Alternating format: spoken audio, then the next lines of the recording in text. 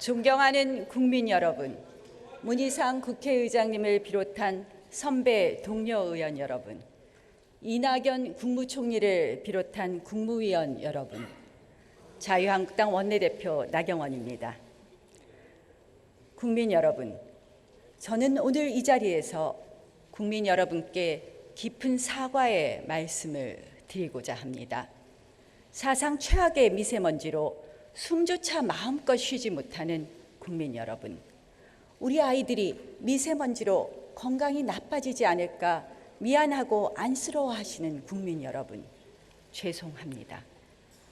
일거리를 구하지 못해 인력시장을 뒤로 하고 무거운 발걸음으로 집으로 돌아와야 하는 근로자분들, 가족처럼 사랑했던 종업원을 내보내고 한산한 골목에서 텅 빈 가게를 지켜야 했던 자영업자분들, 죄송합니다. 올해도 취업의 문턱을 넘지 못해 부모님께 늘 죄송해야만 하는 청년 여러분들, 죄송합니다. 국민 여러분, 정치의 본질은 책임과 해결입니다. 문제가 있으면 책임지는 것이 정치고 또 그 문제를 해결하는 것도 정치입니다. 맞습니다. 지금 정부는 문재인 정부입니다. 그리고 더불어민주당이 집권 여당입니다. 하지만 그 흔한 유감 표명도 찾아보기 힘든 오만과 무능과 남 탓으로 점철된 문재인 정부이기에 제1야당의 원내대표로서 또 대한민국의 국회의원으로서 제가 국민 여러분께 다시 대신 사과드리겠습니다. 국민 여러분, 지난 70년의 위대한 대한민국의 역사가 좌파 정권 3년 만에 무너져 내려가고 있습니다. 자유한국당보다 더 잘할 것이라는 말로 시작했지만 언제부터인가 모든 책임을 자유한국당에 전가하고 이제는 자유한국당도 그랬다며 두루뭉술 넘어가려 합니다. 위선과 모순의 정부입니다. 그 결과 한강의 기적의 역사가 기적처럼 몰락하고 있습니다. 한미동맹은 붕괴되고 가고 있고 경제는 얼어붙고 산업 경쟁력은 급속도로 추락하고 있습니다. 그리고 이 땅의 자유민주주의가 후퇴하고 있습니다. 힘겹게 피와 땀과 눈물로 쌓아올린 이 나라가 무모하고 무책임한 좌파 정권에 의해 쓰러져 가고 있습니다. 여기저기서 먹고 살기 힘들어 죽겠다, 지금껏 이렇게까지 힘들었던 적이 없었다라는 한탄이 쏟아집니다. 성장 동력은 꺼졌고 힘든 사람들은 더 힘들어졌습니다. 일을 하고 싶어도 일자리가 없습니다. 이것이 문재인 정부가 내건 정의롭고 공정한 경제입니까? 소득주도 성장의 실패는 자명합니다. 시장 질서에 정면으로 반하는 정부의 인위적인 개입과 재분배 정책이 고용 쇼크, 분배 쇼크, 소득 쇼크로 이어져 왔습니다. 최저임금 실패의 이유는 간단합니다. 그만큼 임금을 줄 수 있는 소상공인이 많지 않습니다. 그렇다면 결론은 해고, 실업, 그리고 소득 상실입니다. 지난해 4분기 하위 20%인 1분위 근로소득이 36.8%나 떨어졌다고 합니다. 최고의 복지인 일자리가 증발하는데 어떻게 국민들이 더 잘 살 수 있겠습니까? 지난해 초 연말이면 경제가 나아질 것이라는 게 바로 이 정부의 설명이었습니다. 결과는 어떻습니까? 최근 글로벌 신용평가회사 무디스가 2019년도 한국 경제 성장률을 2.1%로 대폭 낮췄습니다. OECD 역시 경제 성장률 전망치를 하향 조정했습니다.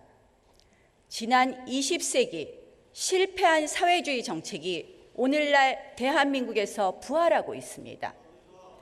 베네수엘라의 현실을 두 눈으로 보고도 그 길을 쫓아가고 있습니다. 시장은 불공정하고 정부는 정의롭다는 망상에 빠진 이 좌파 정권이 한국 경제를 벼랑 끝으로 내몰고 있습니다. 세금은 국민 호주머니에서 나오는 국민의 땀과 노력의 결정체입니다. 누구든 대통령이 되기만 하면 마음대로 쓰라고 주는 쌈짓돈도 아니요, 선심 쓰듯 나눠주는 쿠폰도 아닙니다. 공정하게, 합리적으로 최대한 아껴 써야 하는 돈입니다. 그런데 문재인 정부는 세금 퍼주기로 자신들의 경제 실정을 가리기에만 급급합니다. 제멋대로 예비 타당성 조사 면제로 전국의 낭비성 예산을 퍼붓습니다. 여당 소속 지자체장들은 현금 나눠주기에 골몰합니다. 과도한 세금 쥐어짜기도 시간이 지나갈수록 더해갑니다. 문재인 정부 들어 매년 세금을 25조 안팎씩 더 걷고 있습니다. 분노하셔야 합니다. 국민들께서 이 세금 퍼주기 중독을 멈춰 주셔야 합니다. 일자리 정책은 어떻습니까? 5,400억도 5조 4천억도 아닌 무려 54조를 썼습니다. 국민 한 사람당 100만 원씩 쓴 것이나 다름없습니다. 하지만 결과는 19년 만에 최악의 실업입니다. 경제 살리기에는 정도만 있을 뿐입니다. 일자리는 기업이 만들고 소득은 시장에서 얻습니다. 일자리를 늘리고 싶으면 기업을 자유롭게 하고 국민의 지갑을 두텁게 해주고 싶다면 시장을 활성화시키십시오. 국민에게, 기업에게, 그리고 우리 경제에게 자유를 허락하여 주십시오. 우리 헌법은 개인과 기업의 자유와 창의를 우선으로 하고 있습니다. 제발 우리 헌법대로, 헌법에 적힌 대로만 하십시오. 문재인 정권의 경제정책은 위헌입니다.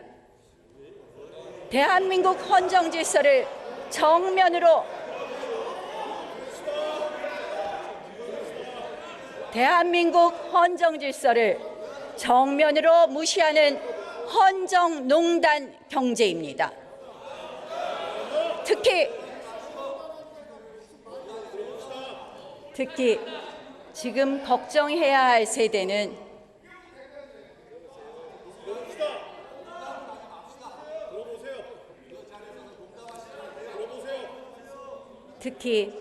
걱정해야 할 세대는 바로 40대 이하 청년 청소년입니다.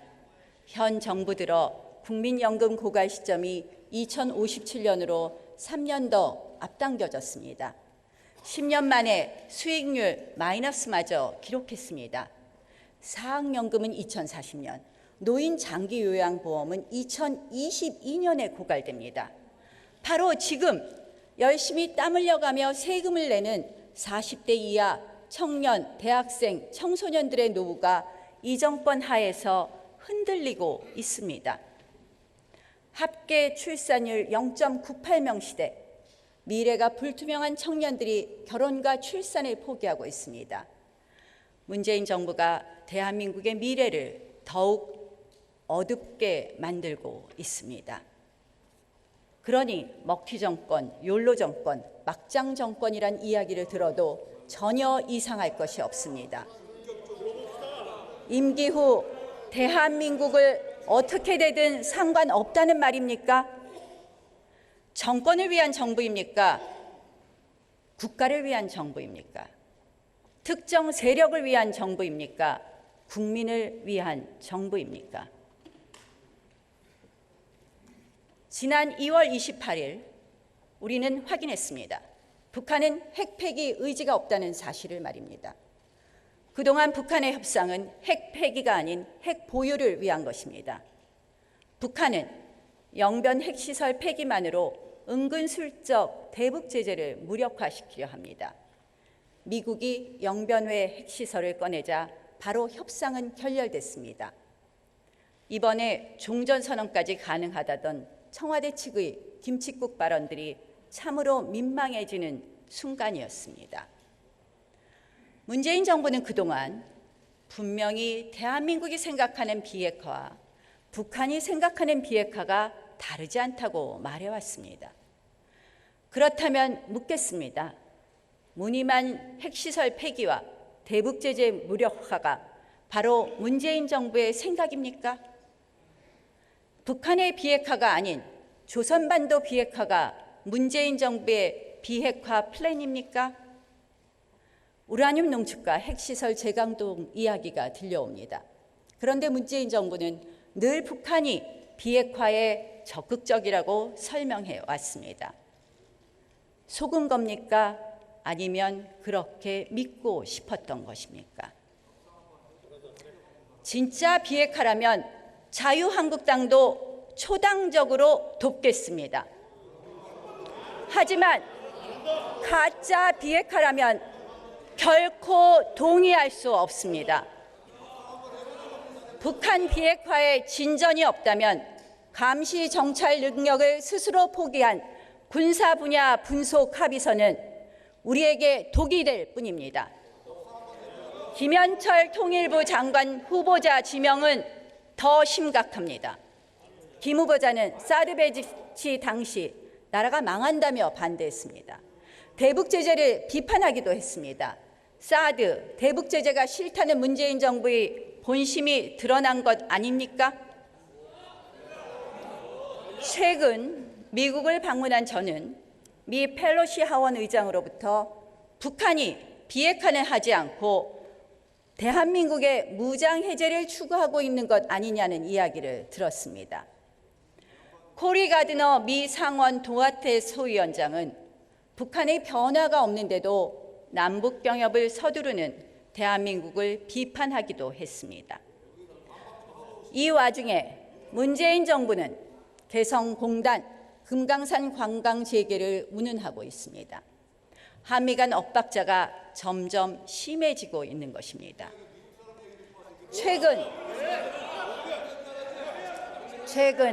한미 동맹의 살아있는 증거인 3대 훈련이 모두 역사 속으로 사라지고 있습니다. 핵심 훈련이 없는 동맹이 존속 가능합니까? 사실상 한미 양국이 별거 수순이 아니라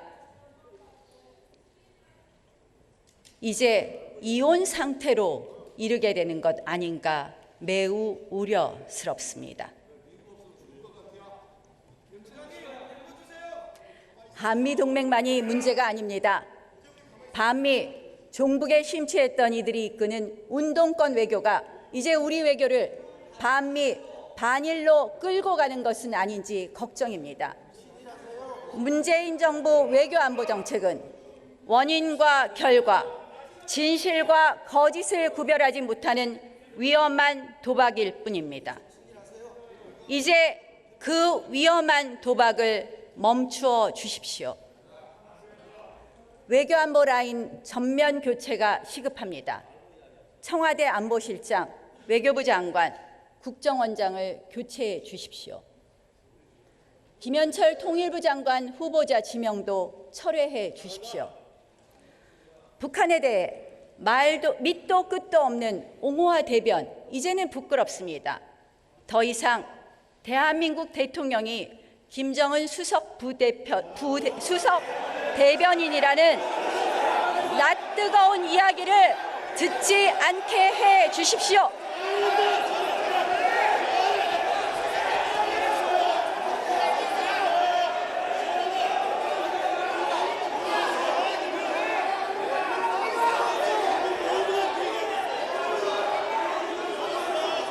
외신 보도의 내용입니다.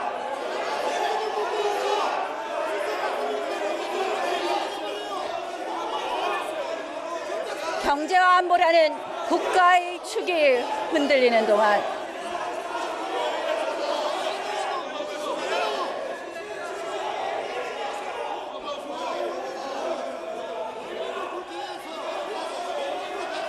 경제와 안보라는 국가의 두 축이 흔들리는 동안 문재인 정부는 오로지 적폐 청산에만 집착했습니다. 자신들은 깨끗하고 정의롭다고 해왔습니다. 더하면 더했지 덜하지 않은 것 같습니다. 불법 사찰과 블랙리스트 의혹은 이 정권의 추악한 민낯을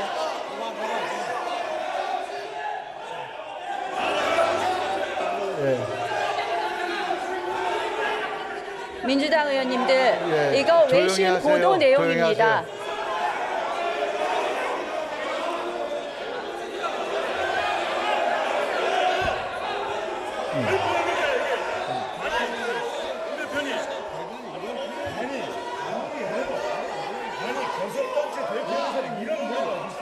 어때 대통령을 무슨 김병 수석대통령이라고 무슨 소리야? 이게 무슨 이런 소리야? 이렇게 방해하면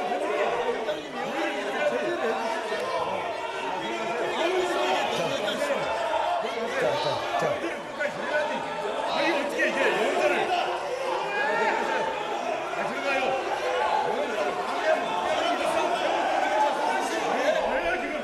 자.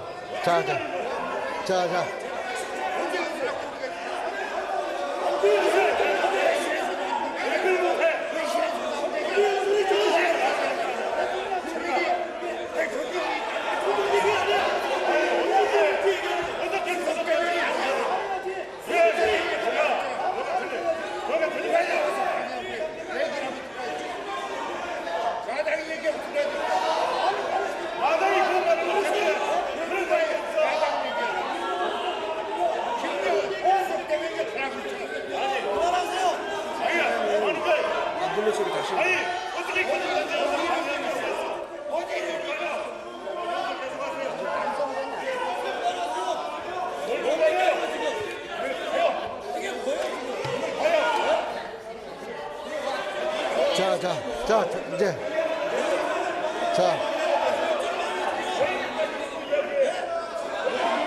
나경원 원내대표님, 발언을 계속하세요.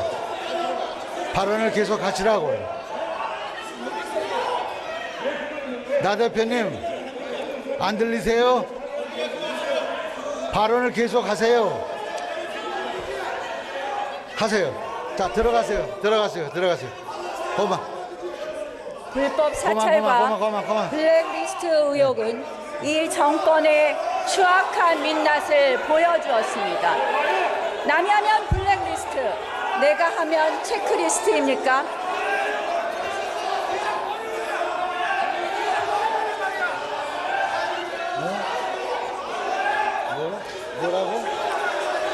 뭐라고 안 들려?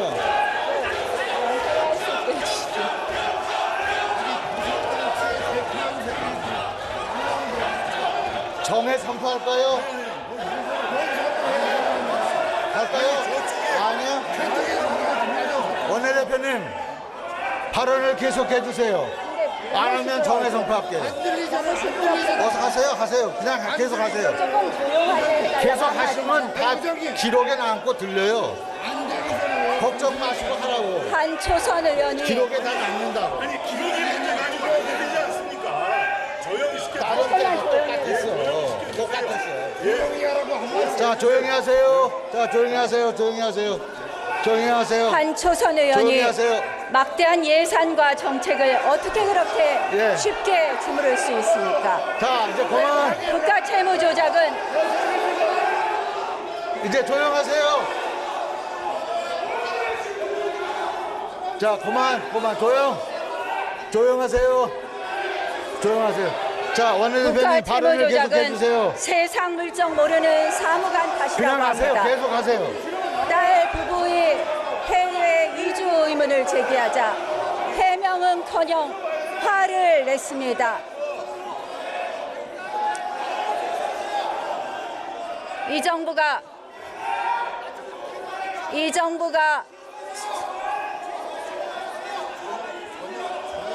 전혀 안 들립니다. 하지 마십시오. 오히려 강제 정회를 하면 더 우습습니다.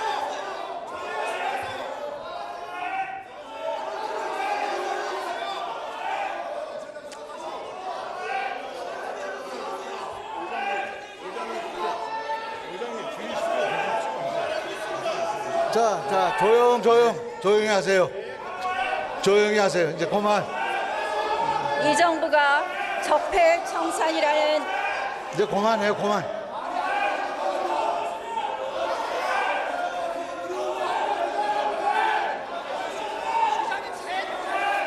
이제 그만하세요. 네, 조용히 하세요. 자, 이 정부가 적폐청산이라는 과거와의 싸움에만 매달리는 동안 우리 민생은 완전히 파탄났습니다. 대한민국에서 가장 시급한 민생이 무엇입니까? 바로 미세먼지입니다. 미세먼지 30% 저감을 공약했던 문재인 정부는 그동안 무엇을 했습니까? 탈원전은 또 어떻습니까? 세계 최고 수준의 기술과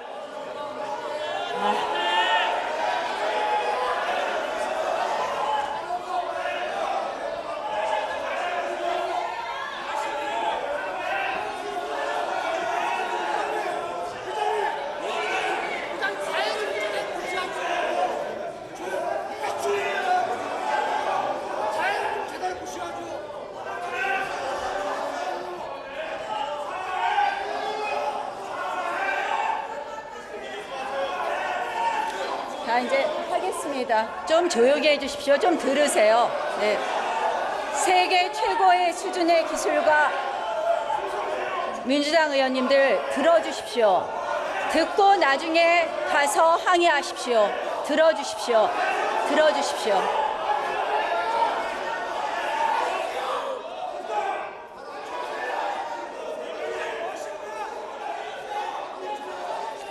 세계 최고 수준의 기술과 수준 경험을 갖고도 먼저 탈원전을 외치는 대한민국을 전 세계가 의아한 눈빛으로 보고 있습니다.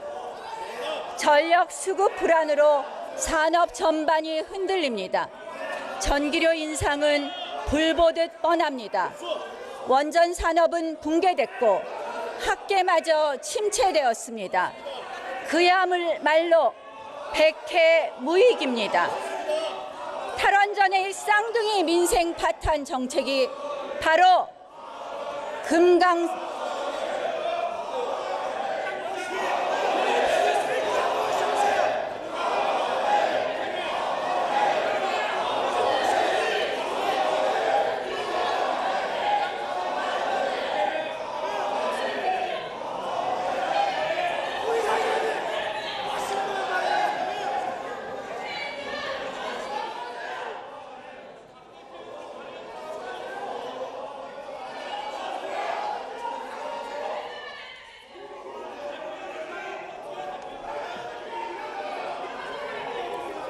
이제 그만 조용해 주세요. 조용해 주세요. 예. 네. 나경원 원내대표는 계속 연설하시고요. 기록에 다 남아요. 그리고 정확히 나와요. 그러니까 너무 신경 쓰지 마시고 양쪽 원내대표 3당 원내대표 나오세요. 이제 계속하세요. 발언 계속하세요. 조용히 해요. 좀 조용히 해.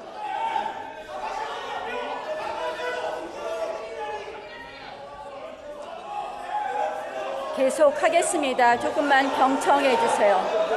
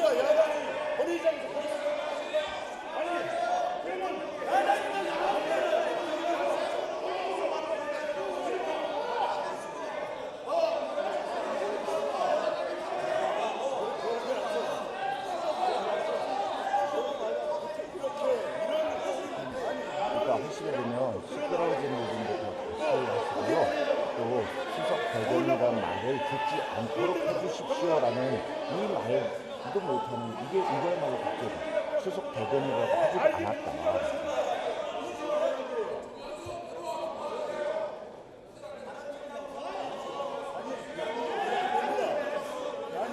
더군다나 어디서 나와? 더군다나 대전 정부도 아니고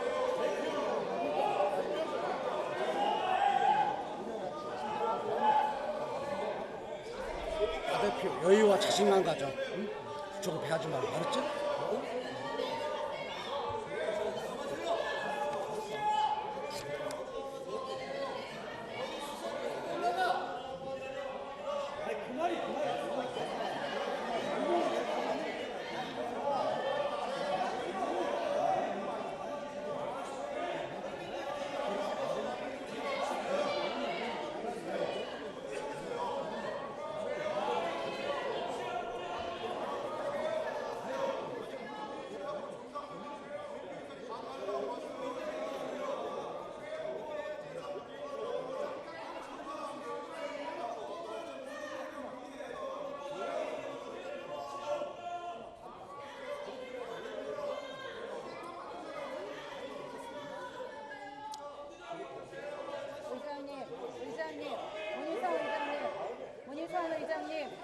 문희상 의장님, 김정은이 수석 대변이라 이 이딴 얘기를 이렇게 하고 있잖아. 듣지 말게 해달라 했어요. 이야기를 듣지 말게 해달라고. 그 말도 못하냐. 문희상 의장님, 문희상 의장님, 문희상 의장님, 문희상 의장님. 사과를 해야 됩니다. 아니, 이건 말이 안 되는 얘기를 하고 있어, 지금. 수협회 대표 원고 좀 제대로 읽어보세요. 문희상 의장님, 의장님, 의장님, 의장님, 의장님,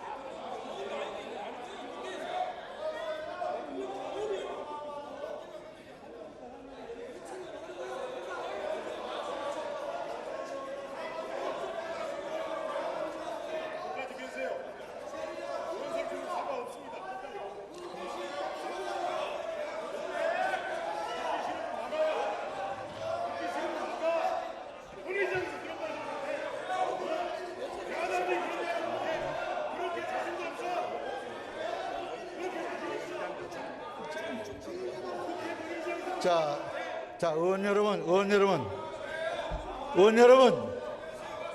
잠시만 좀, 잠깐만 좀, 하자. 이제 그만해요. 그만해.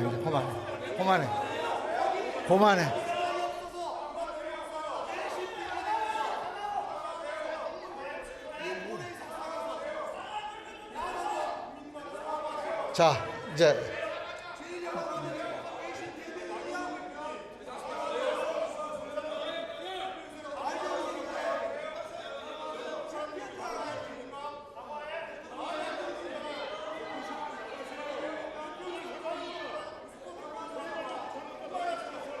하고 싶은 말도 못하는 이런 의회입니까? 원고를 잘 읽어보십시오. 자, 아까 여러분들이 시끄럽게 하셔서 잘 안 들린 부분부터 읽도록 하겠습니다. 조금만 프롬프터 앞으로 해주세요. 경제와 안보라는 국가 두 축.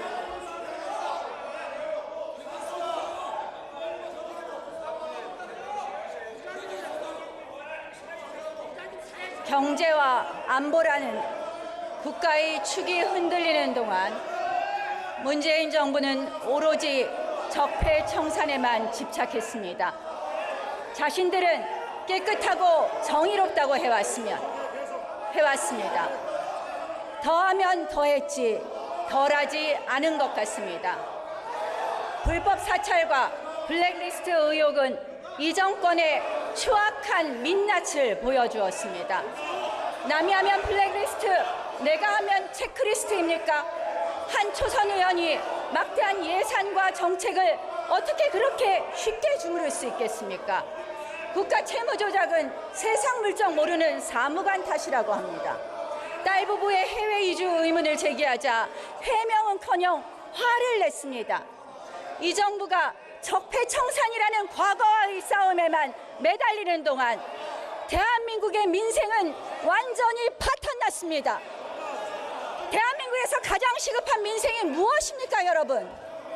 미세먼지입니다. 미세먼지.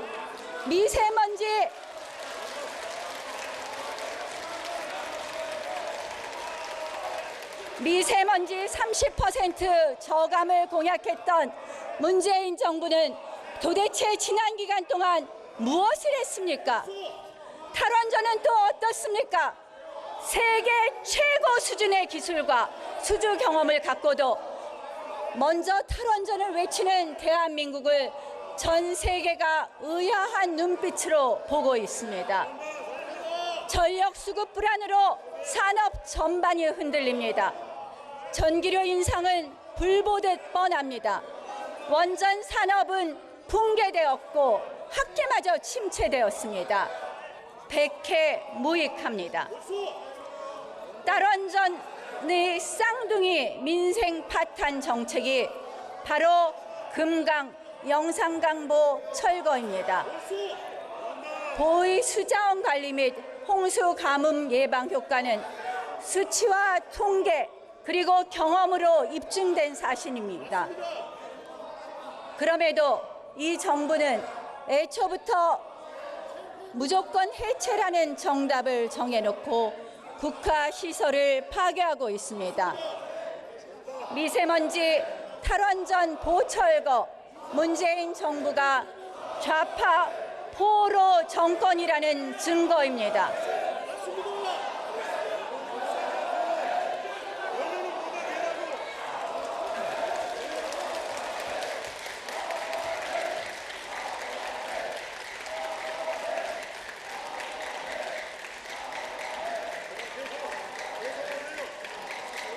미세먼지, 중국의 영향이 절대적입니다. 하지만 북한이 중국에 많은 걸 의존하고 있으니 이 정부는 중국에 당당하지 못한 것입니다. 민주당 의원님들 호소합니다. 원내대표 연설을 들어주십시오.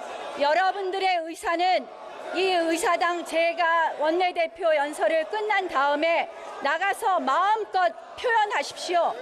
그러나 이 시간은 야당 원내대표에게 주어진 시간입니다. 야당 원내대표 이야기도 듣지 않겠다는 민주당의 이러한 태도, 이러한 오만과 독선이 이 정권을 오만과 독선으로 만들고 있습니다. 여러분 들어주십시오. 야당 원내대표 이야기를 들어주십시오. 여러분의 이러한 귀닫는 자세, 여러분들의 이러한 오만과 독선이 대한민국을 무너뜨리고 있는 것입니다. 제발 조용히 해주십시오. 제발 조용히 해주십시오. 제 원고를 듣고 여러분들이 하고 싶은 말씀은 정론관 가서 말씀하십시오. 이 의회당은 여러분, 이 본회의장은 의회민주주의의 정당입니다. 여러분들의 의견은 정론관 가서 말씀해 주십시오. 이게 뭐 하는 모습입니까? 이게 선진의회의 모습입니까? 여러분, 샤우팅 한다고 여러분들의 의사가 전달되는 거 아닙니다. 여러분들이 사과하라고 한다고 제가 사과하겠습니까? 저는 이 자리에서 제 원내대표 연설을 마칠 때까지 내려갈 수 없습니다. 여러분 정론관 가서 말씀하십시오. 왜 이러십니까?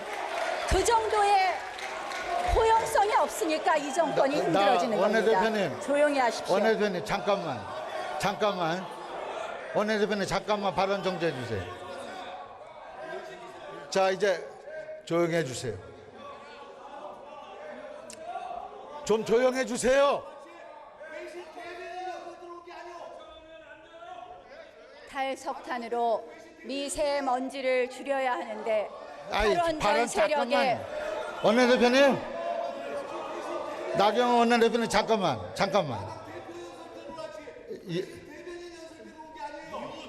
그만. 이제 그만.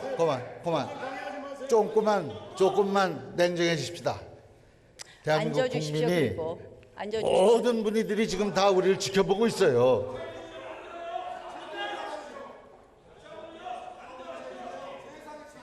국회는 이렇게 하는 데가 아니에요. 국회는 민주주의의 본령이에요. 여기서 처음 시작이고 끝이에요. 여러분이 보여주는 모습은 이건 공멸의 정치예요. 상생의 정치가 아니에요. 조금씩 다운해요. 박수 칠 일이 아니에요. 그런 말을 함부로 발언한다고 아무 발언이나 막 하는 게 아니에요.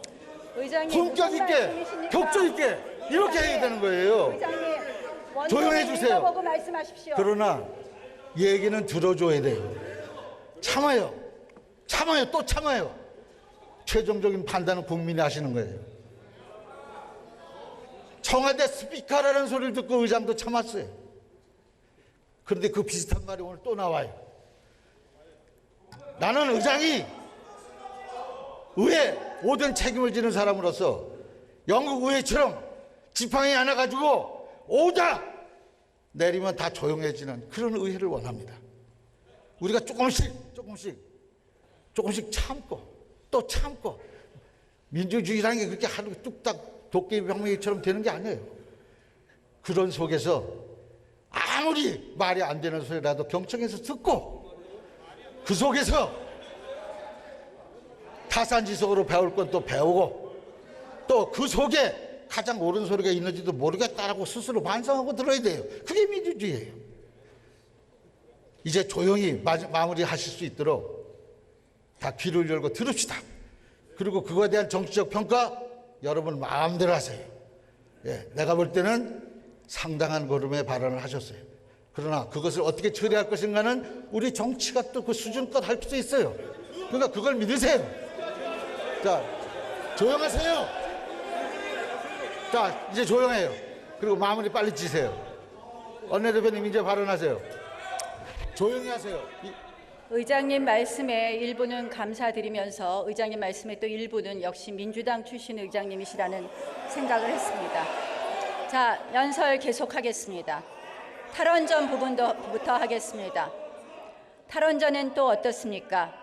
세계 최고 수준의 기술과 수주 경험을 갖고도 먼저 탈원전을 외치는 대한민국을 전 세계가 의아한 눈으로 보고 있습니다.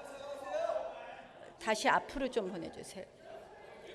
전력 수급 잘 못 들으셨으니까 합니다. 빨리 읽겠습니다. 전력 수급 불안으로 산업 전반이 흔들립니다. 전기료 인상은 불보듯 뻔합니다. 원전 산업은 붕괴되고 학계마저 침체됐습니다.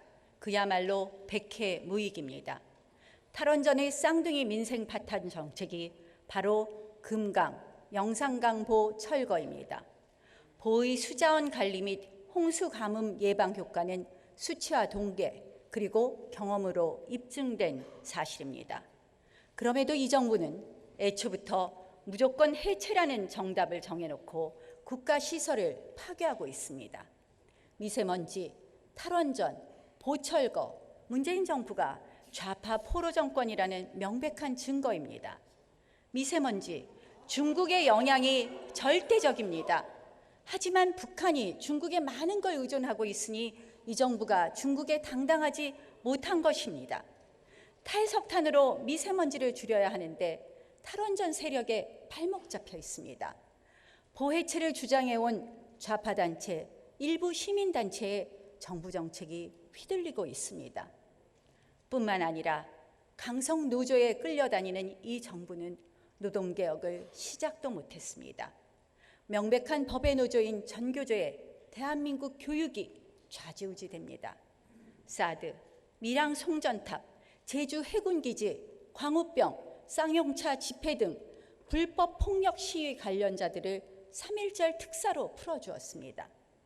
참여정부 당시 불법 노조 활동으로 해직된 전공로 조합원을 복직시켜 주겠다고 합니다. 도대체 왜 그렇습니까? 바로 문재인 정부가 강성 귀족노조, 좌파 단체 등 정권 창출 공신 세력이 내미는 촛불 청구서에 휘둘리는 심부름 센터로 전락했다고 생각합니다. 지지층 이탈과 내부 반발에도 불구하고 우리 당이 요구했던 한미 FTA를 추진하고 이라크 파병, 제주 해군 기지를 과감하게 수용했던 노무현 전 대통령을 떠올려 보십시오. 문재인 대통령은 좌파 단체 강성 노조의 눈치만 볼 것이 아니라 과감하게 잘못을 시인하십시오.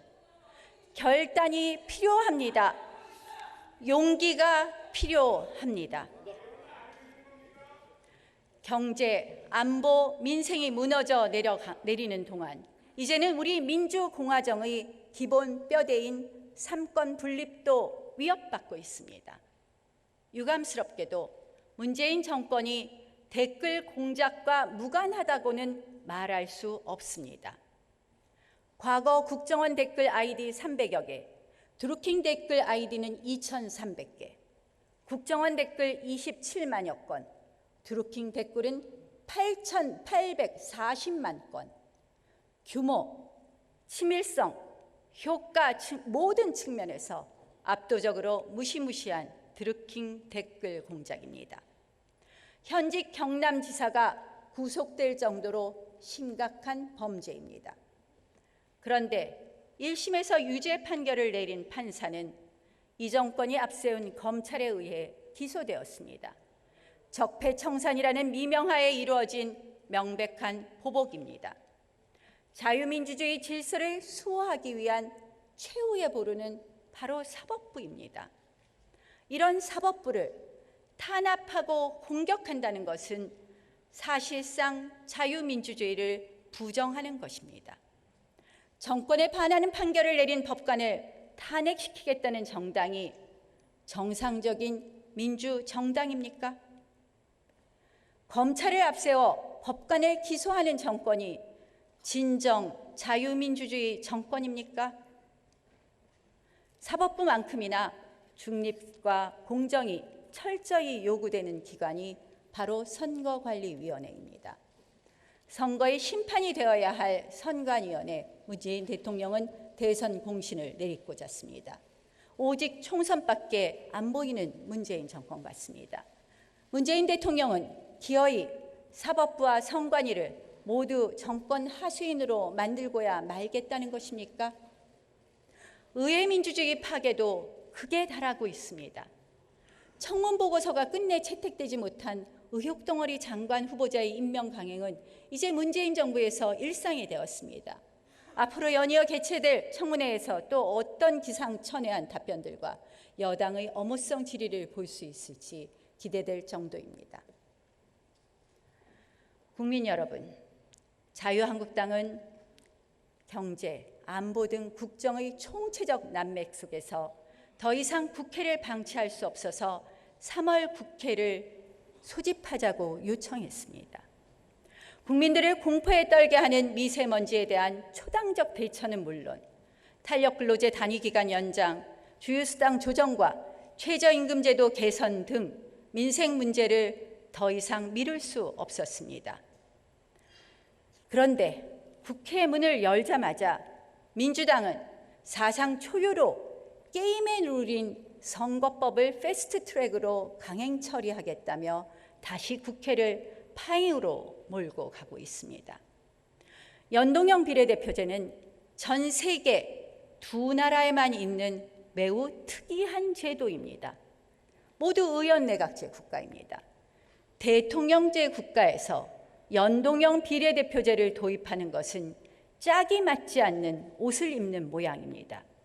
결국 의회는 무소불위의 제왕적 대통령을 견제하지 못합니다. 민주당 주장과 달리 의원수 확대도 불가피합니다. 독일의 경우 지난 2017년 총선 결과 당초 598석의 의원 정수에서 무려 111석이 증가하여 총 709석까지 늘어났습니다. 표심 왜곡의 위헌 논란 소지도 있습니다. 정당 간의 야합 투표도 가능합니다. 한마디로 민주당의 2중대, 3중대 정당의 탄생만을 가져올 수 있습니다. 내각제에 가까운 권력구조 개선을 위한 원포인트 개헌이 함께 추진되지 않는 한 연동형 비례대표제 도입을 담은 선거제 개편은 사실상 의회 무력화 시도입니다. 의회 민주주의의 부정입니다. 결코 용납될 수 없습니다. 자유한국당은 국회의원 숫자를 270명으로 10% 줄이고 비례대표제를 완전히 폐지하겠습니다. 국회의원 숫자는 줄이고 대신 국회가 더 열심히 일하라는 것이 국민의 준엄한 명령입니다. 정당 민주화가 사실상 실현되지 않은 현 시점에서 비례대표제는 계파 보스 간의 밀실 공천과 밥그릇 나눠 먹기로 전락하기 일쑤입니다. 유권자의 정확한 의사가 반영되지 않는다는 점에서 직접 선거의 원리에 위배될 소지도 있습니다. 차제에 비례대표제를 폐지하고 그를 지역구 숫자 조정에 사용하여 지역구 의원의 대표성을 강화하겠습니다. 과소, 과다 대표의 문제를 해소하겠습니다. 비례대표제의 장점과 순기능은 개혁 공천을 통해 지역구 국회의원 선거에 녹여낼 수 있습니다. 여성 후보 공천 30%의 현행 권고 규정을 강행 규정, 의무 규정으로 바꾸겠습니다. 내 손으로 직접 뽑는 국회의원이 좋은지, 정당이 알아서 정해주는 국회의원이 좋은지 직접 국민들께 물어보십시오. 지역구 조정 등이 필요한 선거제 개편은 아무리 의회 질서가 강대강으로 치달아도 반드시 합의에 의해 통과되어 왔습니다. 패스트 트랙은 사상 초유의 입법 쿠데타, 헌정 파괴입니다. 다른 야당들에게도 간곡히 호소합니다. 당장 얻는 의석수에 의회 민주주의의 정신과 권력 분립이라는 헌법적 가치를 결코 포기하지 마십시오. 지금 야당들은 집권 여당에 의해 철저하게 이용당하고 있는 것입니다. 선거제 개편을 미끼로 좌파 독재 법안을 통과시키려고 하는 것입니다. 내년에 여당이 단독 과반에 성공할 것으로 보이면 선거제 개편 논의는 백지화될 것입니다. 그것이 여의치 않으면 결국 야당들을 또 이용하려고 들 것입니다. 우리 모두 솔직해집시다. 연동형 비례대표제는 의원 정수의 무한 확대와 극심한 다당제를 초래하는 것. 결국 의원 정수는 300석을 넘어서는 안 된다는 불문의 헌법 정신에 반한다는 것을 국민들께 고백합시다. 자유가 없는 민주주의는 자칫 권위주의와 독재, 전체주의로 귀결될 수 있다는 것이 지난 역사가 우리에게 주는 교훈입니다. 국민의 기본권이 보장되지 못하고 표현의 자유 등이 억압당하는 민주주의란 결코 본연의 민주주의가 될 수 없습니다. 실제 수많은 독재, 전체주의 체제가 겉으로는 민주주의를 내걸었습니다. 그래서 우리는 단순한 민주주의가 아닌 반드시 자유민주주의를 추구해야 하는 것입니다. 그런데 이 정부에서 자유가 사라지고 있습니다. HTTPS 접속 차단은 또 웬 말입니까? 이제 국민들의 인터넷 접속까지 들여다보겠다는 것입니까? 조지 오웰 1984의 전체주의 자기 검열 시대를 열겠다는 것입니까? 아이돌 외모 규제에서는 두 눈과 두 귀를 의심했습니다. 장발, 미니스커트 단속의 부활입니다. 기업인들은 현 정권의 눈치를 보느라 정신이 없습니다. 정부 여당은 상법 및 공정거래법을 고쳐서 기업에 더 강한 족쇄를 채우려고 하고 있습니다. 스튜어드십 코드를 강제 도입해 국민연금을 무기 삼아 기업 경영에 개입하려고 합니다. 기업의 자유는 뺏고 희생만 강요하는 강탈 정권, 착취 정권입니다. 한편 우리 국민들의 표현의 자유는 어떻습니까? 역사를 왜곡하면 형사 처벌을 하겠다고 합니다. 불편한 진실을 말하면 가짜 뉴스로 폄훼합니다. 좌파 독재는 명백한 진짜 뉴스입니다. 비판적 논조의 언론은 수구 언론으로 매도합니다. 국민의 입을 막고 국민의 머릿속까지 통제하겠다는 것입니까? 빅브라더에 이어 문브라더라는 말이 나올까 염려됩니다. 중국의 동북공정, 일본의 독도 왜곡만큼이나 우려스럽고 위험한 것이 바로 문재인 대통령의 역사 공정입니다. 2019년 대한민국 대통령의 입에서 빨갱이가 나올 줄은 꿈에도 몰랐습니다. 이제 우리 국민들은 상대의 누명을 씌우기 위한 잘못된 색깔론에 더 이상 휩쓸리지 않습니다. 종북을 종북이라고 말하면 친일입니까? 북한 체제에 비판적인 사람을 친일파입니까? 여전히 7, 80년대 세계관에 갇혀 운동권식 정치, 국민 갈라치기 정치로 좌파 이념 독재의 쇠말뚝을 받겠다는 심산으로밖에 보이지 않습니다. 결국 자신들만이 오직 선이요 정이며 모든 반대 세력을 악과 불의로 규정짓는 이분법과 선민의식에 찌든 정권입니다. 사상 독재, 이념 독재, 역사 독재입니다. 존경하는 국민 여러분, 자유한국당은 지난 2월 27일 전당대회를 통해 신임 당대표와 최고위원을 선출함으로써 새로운 출발을 알렸습니다. 이제 문재인 정부의 실정을 그저 바라만 보고 있을 수 없습니다. 제1야당으로서 산적한 민생 문제 해결을 위해서 국민의 자유와 회복을 위해서 나서겠습니다. 저희 당 소속 의원님들 한 명 한 명마다 자신의 전문성과 애국심을 10분 발휘하여 이 정권의 문제점을 짚으면 물론 이 나라가 필요로 하는 대안을 제시하겠습니다. 비판을 위한 비판, 반대를 위한 반대가 아닌 이유와 논리가 있는 비판, 대안이 있는 반대를 하겠습니다. 그런 의미에서 자유한국당은 다음과 같은 제안을 드립니다. 첫째, 경제위기 극복을 위한 초당적 원탁회의 개최를 요구합니다. 소득주도 성장 실패의 책임 있는 사람들 대신 전문성을 갖춘 경제부처와 여야 정당들이 모여 경제위기 극복을 위한 해법을 모색하겠습니다. 정치가 아닌 정책의 관점에서 논의하겠습니다. 둘째, 국민부담 경감 3법을 제안합니다. 부동산 가격 공시에 관한 법률 개정과 지방세법 개정으로 무분별한 공시지가 인상을 막고 조세특례 제한법 개정을 통해 신용카드 소득공제 폐지를 막겠습니다. 국민의 세 부담을 덜어드리겠습니다. 셋째, 국론 통일을 위한 7자 회담을 제안합니다. 대한민국 대북 정책이 혼란과 실패를 거듭한 이유 중 하나가 바로 국론의 분열, 남남 갈등입니다. 우리가 생각을 모으지 못했는데 어떻게 북한을 상대하고 미국, 일본, 중국을 설득하겠습니까? 대통령과 각 원내 교섭단체의 대표 및 원내대표로 구성된 7자 회담을 제안합니다. 이를 통해 대북 정책에 대한 이견을 좁히고 일관성 있는 통일 정책을 마련해야 합니다.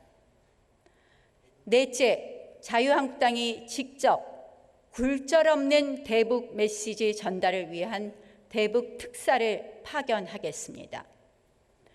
정말 북한이 비핵화에 나선다면 담대하고 획기적인 대북 지원 정책을 통해서 북한 정권을 지원하겠다고, 북한 정부를 지원하겠다고 직접 김정은 정권에게 전하겠습니다. 다섯째, 동북아 아세안 국가들로 구성된 대기오염 물질의 장거리 이동에 관한 협약을 맺어야 합니다.